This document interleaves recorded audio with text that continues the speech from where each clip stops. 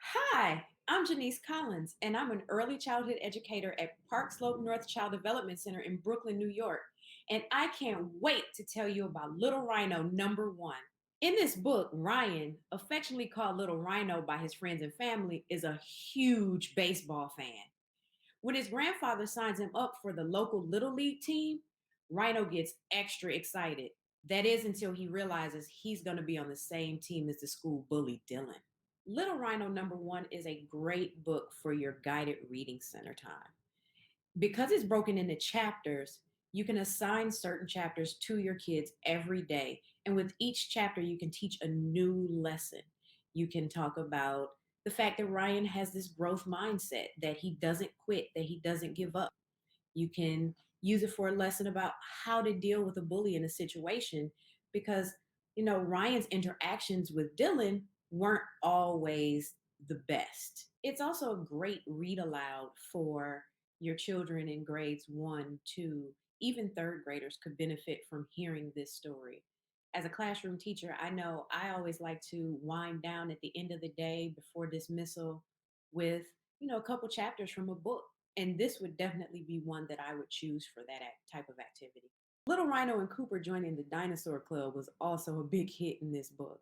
The fact that this book not only touched on the Dinosaur Club, but talked about their conversations regarding certain dinosaurs like the T Rex and the Triceratops, and even gave some little facts was a great thing.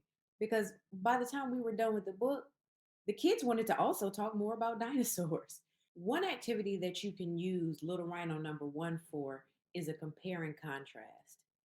Rhino and his friend Cooper are two very different kids. Rhino's outgoing, even though sometimes when he's talking, he lets you know he's a little fearful about new situations. But he jumps out there and tries them anyway. Little Rhino number one is also a great book for looking at the way characters change throughout a book. In the beginning, Rhino and Dylan had a very antagonistic relationship. Rhino even went as far as to call Dylan a bully, and to be honest, he did act like a bully towards Rhino. But as time progressed, although their relationship didn't become best friends, you could see throughout the book and throughout the use of the game of baseball and this team, the Mustangs, you could see that Rhino and Dylan were actually beginning to learn how to get along. And while they might not end up being best friends in the end, they definitely proved that they could work together. To teach these lessons, you could use a variety of different methods. You could have discussion, and you could use that discussion to go into a writing piece. You could even have your children chart the before and after, or do a Venn diagram of Rhino and Dylan, or how Rhino interacts with Dylan, how Cooper interacts with Dylan. There are an endless number of ways to incorporate this particular concept. This book is great for kids of all ages, especially if you want them to learn about perseverance and overcoming obstacles. Be sure to add it to your classroom or home library. I know I added it to mine.